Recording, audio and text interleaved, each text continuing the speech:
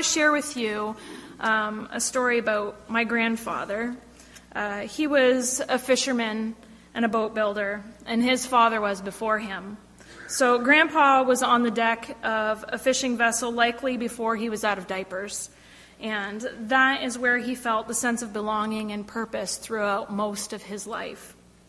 He tried to retire in his 60s, and it lasted about a week before he turned around and got a job at Hike Metal, making more boats. So the Maid of the Mist 4 is one of the boats that he had a hand in building, and there are some of his cabin cruisers. He's been gone now for more than 20 years, and there are still some of his cabin cruisers that are on the water. But he was skilled in operating a boat. He was able to detect the slightest hint that the weather might turn beyond the ability of most people in his field. So Grandpa would often head out, though, into the worst storms on Lake Erie and rescue the crew from other vessels that these storms had caught off guard. Storms that other fishermen and boat captains wouldn't venture into. He battled bravely and saved the lives of other individuals.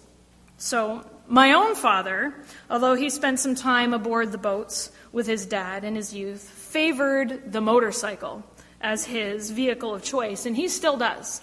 But when he was a younger man, this made my grandfather particularly nervous. He worried a lot about his own son's safety, and my dad and my grandfather were extremely close, and the thought of something happening to one or the other was a great worry to them.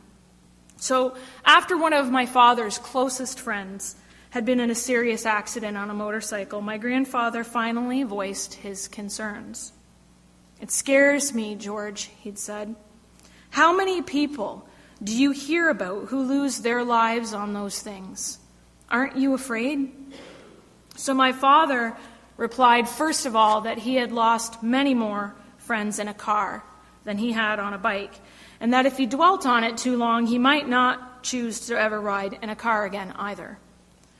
Then he asked my grandfather, "How many friends of yours have drowned or not come home from heading out on the lake? How many have you rescued and then watched as the lake claimed their boat?"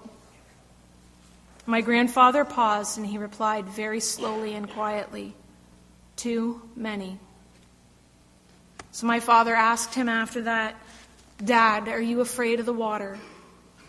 My grandfather answered him, "No, I respect it." Our grandfather, as far as we could tell, was able to let go of his worry, and the conversation never happened again.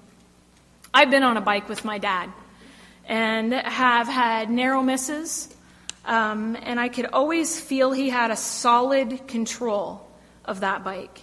He was able to react to whatever happened around him without panic and with absolute precision and ease, despite what other drivers did.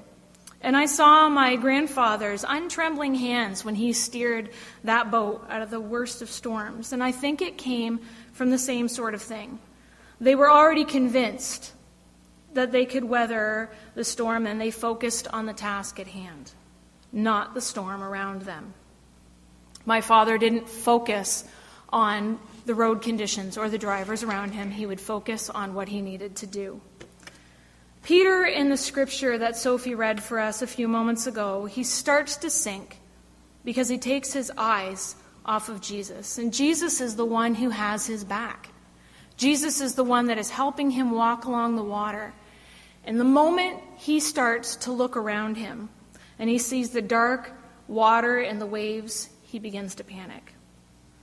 So, whether your challenge is to steer a boat to shore in choppy water, or maneuver a motorcycle or a vehicle through crazy weather traffic, maybe it's climbing down from a hayloft, maybe you struggle through the third grade math, or EQAO, or high school exams. Maybe it's regaining your health or your financial stability, or facing medical tests that you are afraid to have done and you worry about the results. Maybe you're working on mending your relationships or navigating through the uncharted waters of a new season in your life, dating, or retirement, or leaving home, or starting high school, graduating from grade 8, finishing kindergarten. You can make this journey over the water, over the dark, and into the open arms of Christ. Look for him first, and the rest will come.